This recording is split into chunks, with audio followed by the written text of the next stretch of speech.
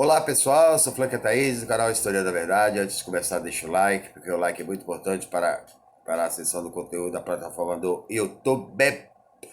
Vamos falar da 13ª emenda. E antes de começar, talvez eu grave duas ou três partes, né? Essa gravação eu faço em duas ou três partes, porque é um documentário muito grande, não é? É um excesso de informações, é muita informação no documentário, né? E vale a pena assistir, que está no Netflix há muito tempo, né? Há mais de um ano, né? E a 13ª emenda, na verdade, é o quê? É um documentário dos Estados Unidos, produzido pela Netflix, né? Foi indicado ao Oscar, né, de melhor documentário. A 13ª emenda, ela corrige um erro histórico da Constituição dos Estados Unidos, que foi promulgada em 1781, tá? Que diz que todos os homens nascem livres, né? Todos os homens nascem livres, né? Depois da independência dos Estados Unidos, menos índios e negros. Que engraçado, né? Eles são homens também, mas eles não tinham liberdade, né? Os índios, depois da independência, a marcha para o oeste exterminou quase toda a população indígena, né? E os negros permaneceram escravos até 1865, né? Mais de 100 anos depois, ficaram mais de 100 anos depois da independência, ainda considerados subhumanos, tá? Ou ser humano de segunda categoria, mas eu acredito que está mais para subhumanos do que seres humanos de segunda categoria. A guerra civil ela aconteceu justamente porque Abraham Lincoln chegou ao poder. O Sul, que era de uma economia escravocrata, escravagista, né, de economia de exportação, né, não concordava com a abolição da escravidão, e os estados, depois da eleição de Abraham Lincoln, começaram a se separar, criando a Confederação do Sul, né, Estados Confederados do Sul, e foram à Guerra de Secessão, uma das guerras mais violentas, né, do século XIX, né, isso para dizer porque o capitalismo não mata, né, e mata muito. E no final foi criada a lei, né, a 13ª emenda da Constituição dos Estados Unidos, que dizia o quê? Todos os homens, aliás, que a liberdade era, aliás, a escravidão era inconstitucional, tá? A escravidão era inconstitucional, salvo aos presos ou pessoas que cometessem crimes, tá? Então, quer dizer, se você não nasce livre e comete crime, você pode ser escravo novamente. Veja que coisa, né? Veja que abominação. Por quê? Porque aí depois da independência, a economia do Sul estava arrasada, 4 milhões de negros libertos.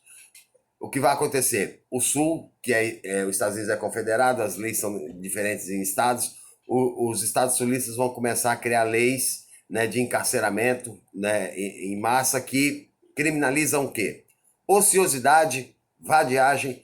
E o que é ociosidade e vadiagem? O branco nega emprego para homens de cor, os homens de cor ficam sem empregos e são presos por ociosidade, tá? Presos por ociosidade, eles voltam a trabalhar, mas dessa vez sem receber. Escravo de novo.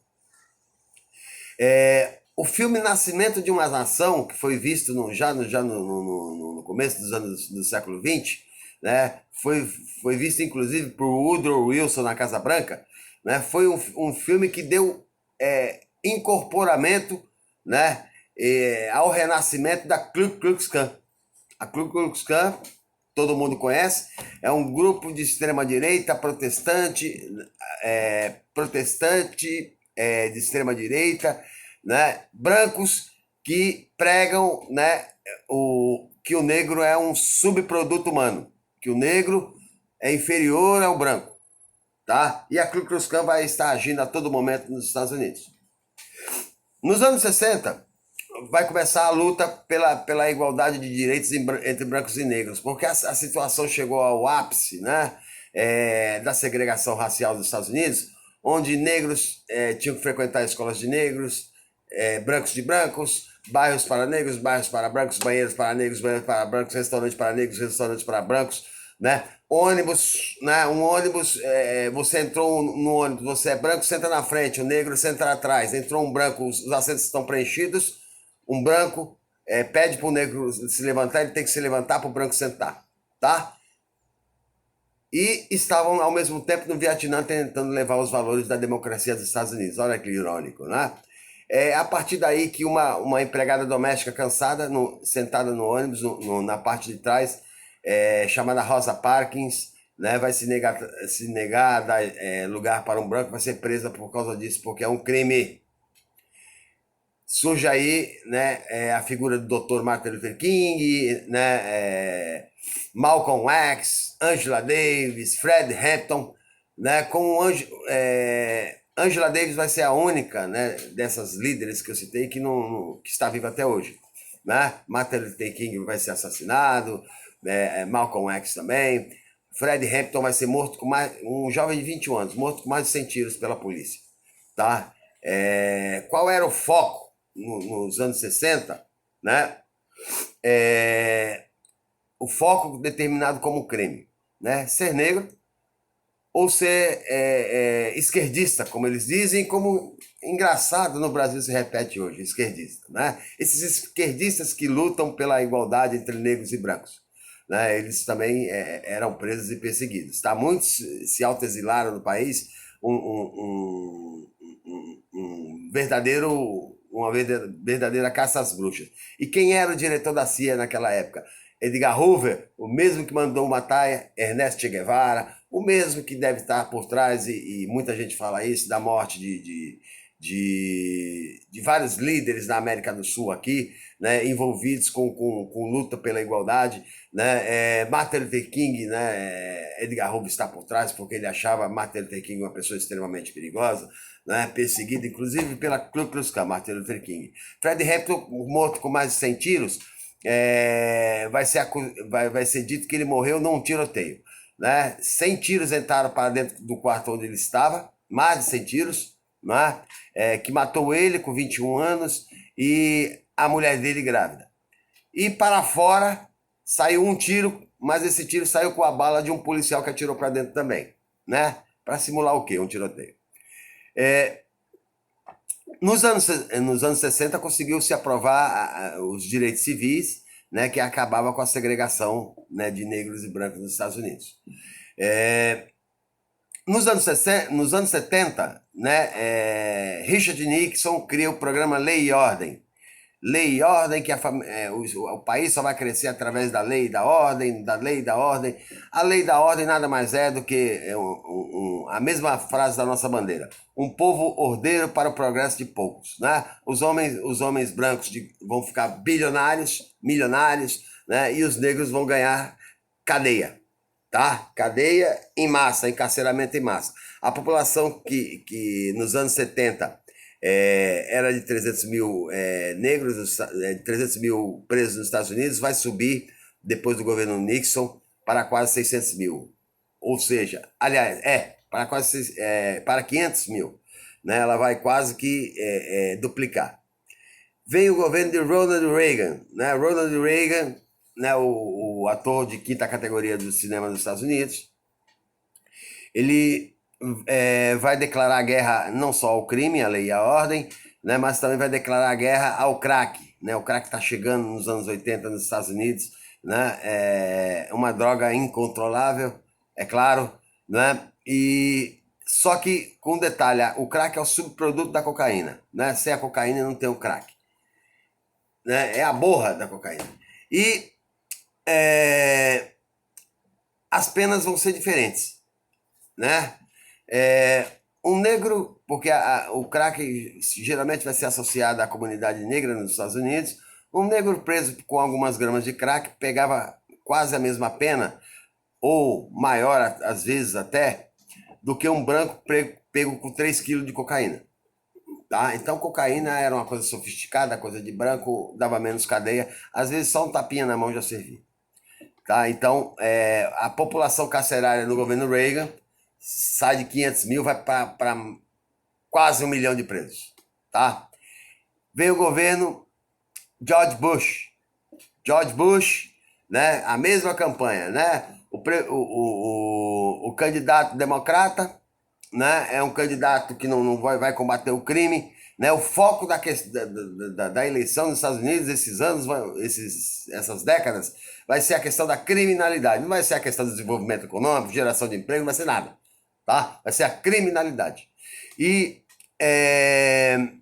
George Bush vai ganhar a eleição falando de um caso de um homicídio de um homem negro.